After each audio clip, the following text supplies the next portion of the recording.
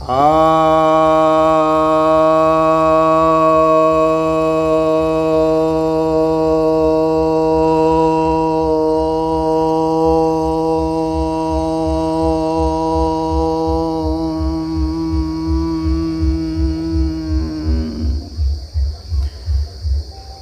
भक्तजनों को सप्रेम नमन।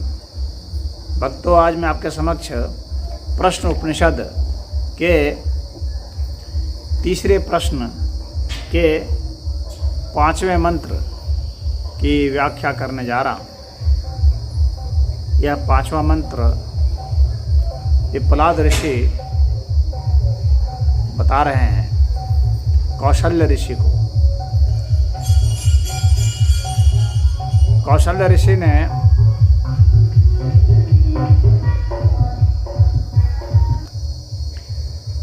कौशल्य ऋषि ने पूछा है पिप्पलाद ऋषि से कि प्राण क्या हैं, प्राण की उत्पत्ति कैसे होती है, प्राण का विभाजन कैसे होता है, प्राण के कार्य क्या हैं, प्राण की क्रिया कैसे होती है। तो उसी का उत्तर कौशल्य ऋषि के प्रश्न का उत्तर पिप्पलाद ने दिया है इस प्रश्न में। और ये जो तीसरा प्रश्न है ये उसी प्राण से संबंधित ही है।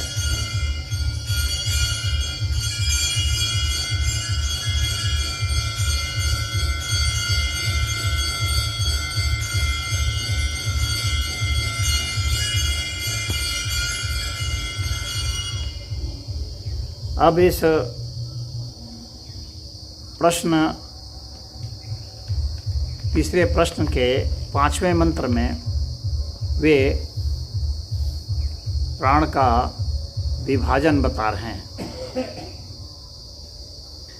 तो कहते हैं पायुपस्थे अपानम चक्षुः श्रोत्रे मुख नासिकाभ्याम प्राणः स्वयं प्रातिष्ठते मध्ये तु शमानः एष एतम् अन्नं शमं नयति तस्मादेतः सप्तार्चिषो भवन्ति। अर्थात कि वह प्राण जो है, वह जो मुख्य प्राण है, वहाँ पर उसकी बात कर रहे हैं कि वह जो मुख्य प्राण है वह पायु और उपस्थ में अपान को नियुक्त करता है और मुख, नासिका और श्रोत्र और नेत्र, इन सब में वह स्वयं स्थित रहता है, यानी मुख्य प्राण, और मध्य में समान रहता है। यह समान वायु ही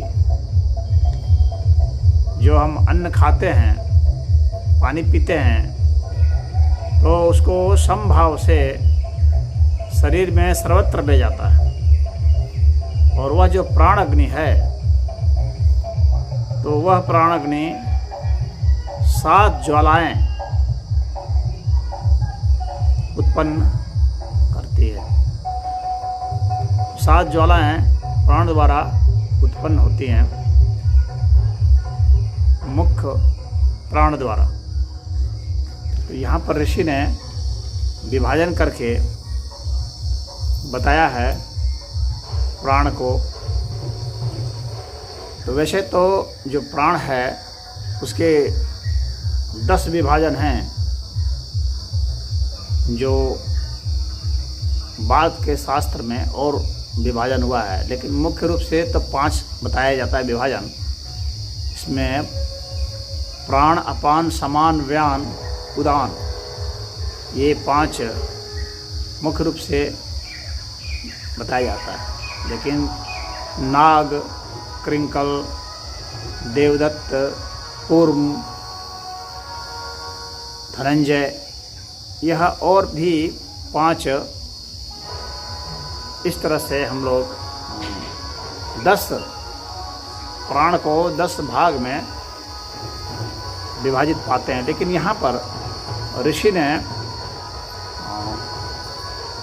3 प्राण का मुख्य रूप से दिखाया है, मुख्य रूप से बताया है 3 प्राणों को। तो ये जो 3 प्राण हैं, तो वायु और उपस्थ में अपान को बतलाया है। वायु अर्थात गुदा और मूत्रेंद्रिय जनेंद्रिय, इन स्थानों में अपान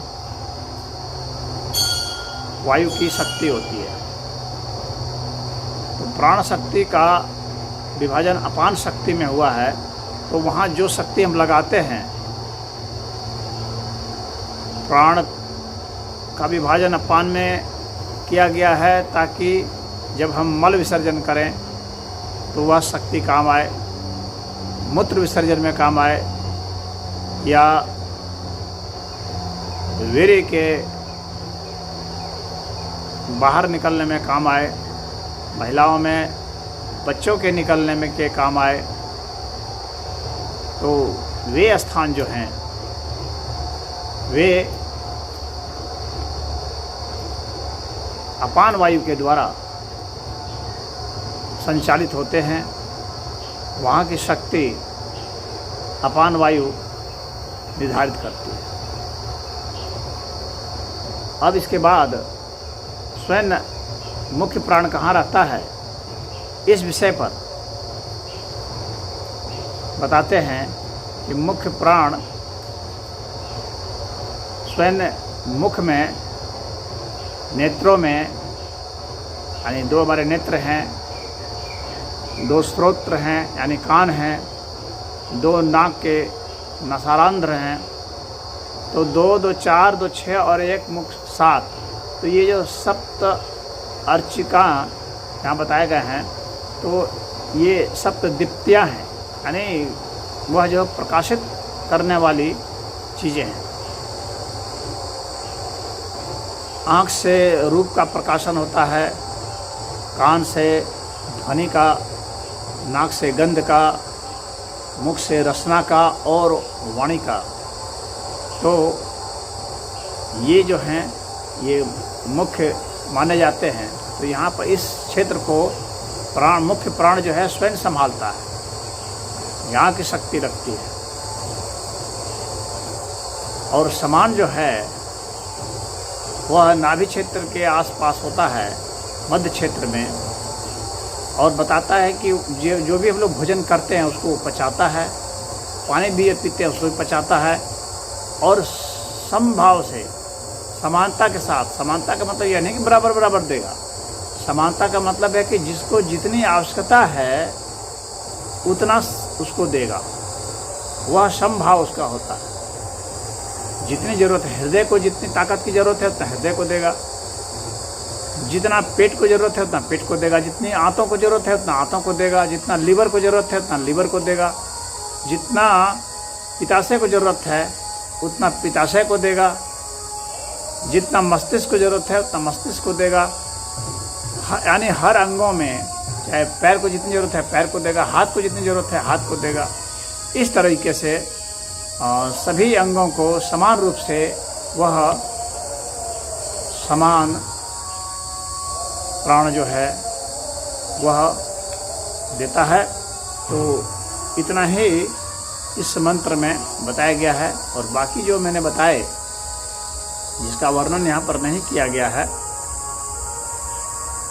व्यान, उदान, कंठ में जो रहता है, बोलने की जो शक्ति है, वहाँ प्राण जो है अपने को फिर बांट देता है उदान में,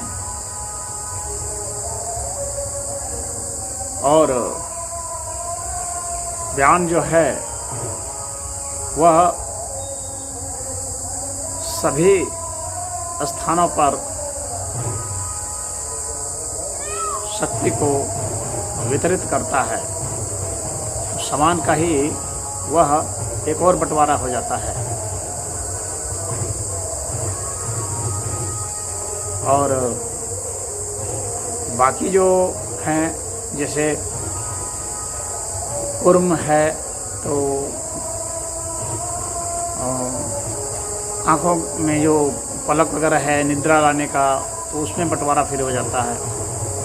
फिर प्राण का बंटवारा हो जाता है। जो हम लोग डकारते हैं तो नाग है, छींकते हैं, छींक की जो शक्ति है वो क्रिंकल है। कुछ भी चीज़ जो शरीर में विजाती आ जाता है, जिसको हमारे शरीर के लिए नुकसानदायक माना जाता है, तो वो हमारी वो शक्ति जो उसको बाहर निकाल देती है, धकेल देती है, तो वो क्रिंकल हो जाता है। फिर धनंजय जो है मृत्यु के उपरांत भी शरीर में शक्ति बची रहती है, वह धनंजय है। और हमारे जो सूक्ष्म हमारा शरीर जो है उसको जो बाहर निकालने वाला है, उसको भी वह उदान के जिम्मे होता है। तो उदान वायु के जरिए हमारा सूक्ष्म शरीर निकल करके हमारे शरीर से बाहर निकल जाता है मरने के बाद, तो वो हमारे उसके साथ चला जाता है, यानी वायव्य नेचर का होता है। तो वह वायव्य नेचर का सूक्ष्म शरीर फिर दूसरा जन्म लेने के लिए घूमता रहता है, तो वह उदान के जिम्मे होता है। तो इस तरीके से वो 10 प्राण में बढ़ जाता है। तो मोटे तौर पर तो यहाँ 3 ही प्राणों का जिक्र है, लेकिन उन 3 प्राणों का पुनः विभाजन हो जाता है, जो कि मैंने आप लोगों को बताया। तो यहाँ पर ऋषि का विभाजन का जो मंतव्य था बतलाने का, उसको मैंने आपको बताया। तो इस मंत्र में इतना ही।